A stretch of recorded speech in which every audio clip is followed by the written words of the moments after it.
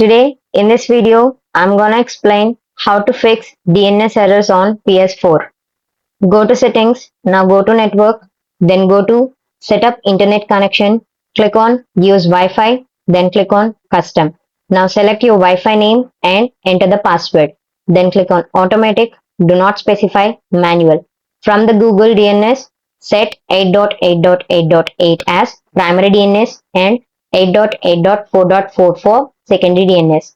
For Cloudflare DNS, set 1.1.1.1 for primary DNS and 1.0.0.1 as secondary DNS.